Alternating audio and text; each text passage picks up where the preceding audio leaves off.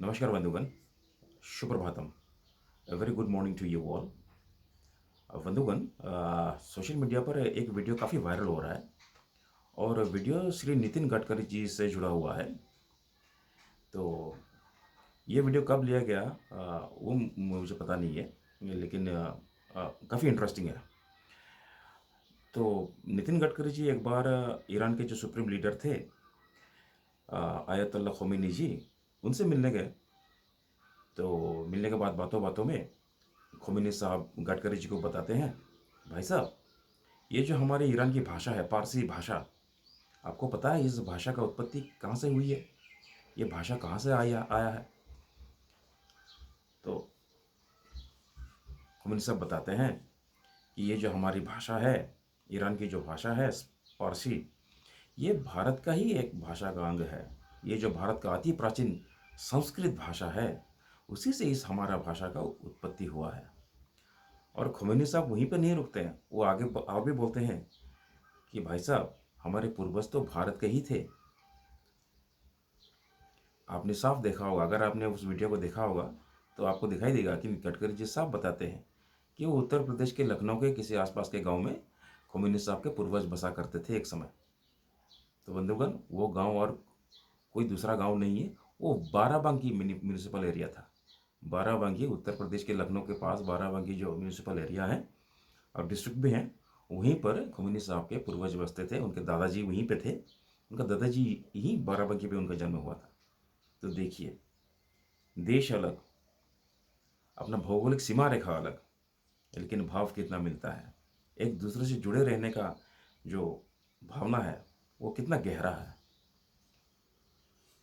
तो देखिए, मैंने ये जो वीडियो बनाया, अभी जो मैंने बात बताया बंधुगण, आपने देखा होगा, मैंने वो ये इसलिए बताया आपको कि देखा होगा कि कुछ दिन पहले, ये 3-4 दिन पहले, मेघालय से एक रिपोर्ट आया कि वहाँ के कुछ ग्रुप्स ने ये मांग की है कि मेघालय के नाम बदल करके वहाँ के ट्राइबल सेंटिमेंट को जो रिफ्लेक्ट करता है उसी प्रकार का कुछ नाम रखा जाए। तो मेघालय का नाम क्यों बदलना है? उन्होंने यहाँ पे साफ उन्होंने उल्लेख किया है कि मेघालय जो है वो शब्द संस्कृत शब्द है और वो मेघालय के सेंटिमेंट को, वहाँ पे बस रहे लोगों का सेंटिमेंट को वो रिफ्लेक्ट नहीं करता। ये संस्कृत शब्द उनके है ही नहीं। आप सोच सकते हैं कैसे होता है ये सब? कौन सा जहर पीने से ये सब सोच दिमाग में आता है? आखिर हम सब भारत के संतान ही तो हैं, इस देश के नागरिक ही तो हैं।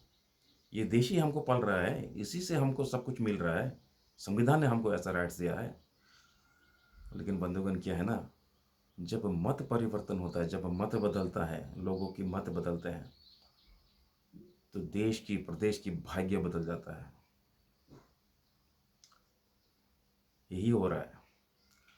तो बंधुगण, मेरा बस यही कहने के लिए मैंने वीडियो नहीं बनाया। मैंने इस वीडियो को एक खास बात बताने के लिए बताया। आप थोड़ा धीरज रखकर सुनिए।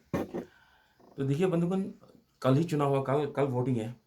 तो जब चुनाव आता है तो एक बात खास कर हमारे सामने आता है, वो है धर्म की बात, है ना। धर्म और चुनाव तो एक साथ ऐसे जुड़े हुए हैं। हाँ, कोई बड़ा भाई होता है, कोई छोटा भाई है, आपस में लड़ाते रहते हैं और हम भी लड़ जाते हैं इस बातों बातों में। और क्यों नहीं होंगे? देश का बंटवारा हो गया धर्म के नाम पर, जिसका सजा हम अभी भी भुगत रहे हैं और आने वाली पीढ़ी भी भुगतेंगे। खैर, आने वाले दिनों को तो आप नहीं बता सकते हैं। लेकिन बंधुगण, क्या हुआ कि कल कांग्रेस का राष्ट्रीय अध्यक्ष जो है वो श्रीभूमि जिले पर आए थे। निर्वाचनी प्रचार है, वो अपना पार्टी के सपोर्टर्स को वहाँ पे भाषण देने गए थे, उनको संबोधन करने गए थे। तो चल रहा था भाषणबाजी। तो उन्होंने उस भाषण में, आपने साफ देखा होगा उनका वीडियो, उन्होंने ये कह दिया कि ये जो आरएसएस और बीजेपी हैं, ये एक जहरीला सांप से कम नहीं है, इसको कुचलना है। बंधुगण, यहाँ पर एक खास बात को आप ध्यान दीजिएगा। आजकल कांग्रेस के जितने आधिकारिक हैं, जो भी हैं कांग्रेस से जुड़ा हुआ, उनके मुंह पर उनके ओपोजिशन पार्टी बीजेपी का नाम पहले नहीं आता। उनका मुंह पे पहले नाम आता है आरएसएस का, उसके बाद वो बीजेपी का नाम लेता है।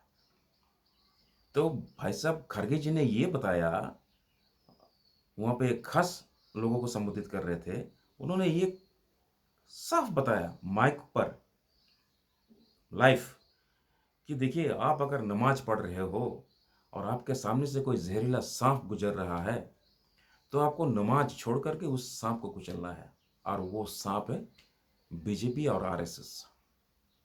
तो आइए थोड़ा आगे की नज़र डालते हैं। ये खड़गे साहब कहाँ से आए हैं, इनका अतीत क्या है, इनके साथ क्या है, क्या जुड़ा हुआ है। बंधुगण, जब देश स्वाधीन हुआ 1947 को, तब एक देश अलग थलग था। देश को भारत से जोड़ना था। तो खड़गे साहब हैदराबाद से बिलोंग करते थे। ऐसा कहा जाता है, आप लोग गूगल पे सर्च करिएगा, इतिहास की किताब कहीं ना कहीं मिले तो पढ़िएगा। तो भाई साहब, ये खड़गे जी लगभग 6 साल के बच्चे थे। तो ऐसा हुआ, वो हैदराबाद जो था वो निज़ाम के अंडर में था। तो वहाँ के बस रहे लोग, उनको भारत से जुड़ने में उनको असुविधा थी। वो भारत से जुड़ना नहीं चाह रहे थे। तो क्या हुआ, आगे बढ़कर उन्होंने एक प्राइवेट मिलिशिया उन्होंने खड़ा किया, लोगों का मिलिशिया, मुस्लिम मिलिशिया। उनको कहते थे राजाकर्स। तो उस भारत से जो जुड़ने के काम था, उनको कहीं ना कहीं से उनको सही सभी प्रकार से उनको रोकना था, इसीलिए उन्होंने अपना मिलिशिया खड़ा कर लिया। तो अक्सर होता क्या है, जब ऐसा ग्रुप्स खड़े हो जाते हैं तो लोगों की जान जाती है, रायट्स होती हैं, वायलेंस होता है। तो वही हुआ। तो बंधुगण, क्या हुआ ना, ये जो मल्लिकार्जुन खड़गे साहब हैं, उनकी आंखों के सामने उस वायलेंस में, उस मॉब रायट में, उनके माताजी और उनके बहन का भी हत्या कर दिया जाता है। उनकी हत्या हो गई। बंधुगण, आप बताइए कि आपके सामने, आपके आंखों के सामने आपके माताजी और बहन, ये नाम भी बोलने में मुझे अच्छा नहीं लग रहा है, आपके परिवार के सदस्य को कोई मॉब अटैक में अगर वो मारे जाते हैं, तो आपके मन में क्या बीतेगा।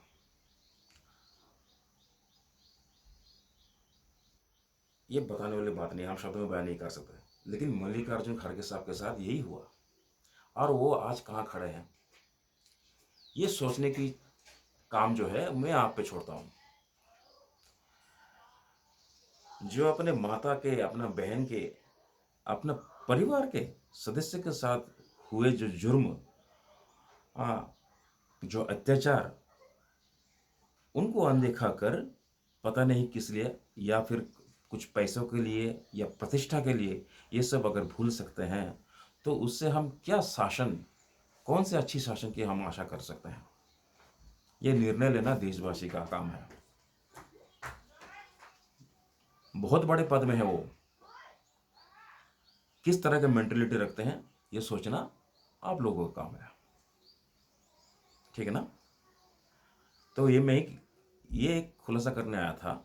केस भी दर्ज हो गया उन पर, अब कानूनी कार्रवाई होगा। ये तो खैर हमें कुछ बताने की आवश्यकता नहीं है, कानून अपना काम करेगा, है ना।